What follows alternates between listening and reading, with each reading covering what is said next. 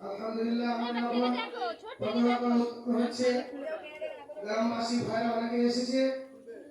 ইনশাআল্লাহ এখনই উত্তোলনের আমল শুরু হচ্ছে।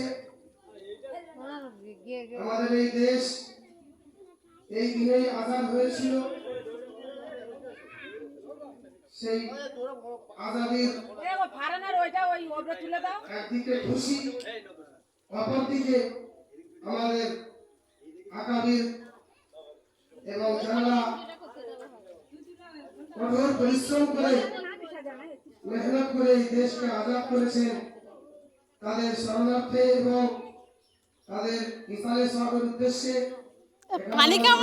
হয়েছি। আমাদের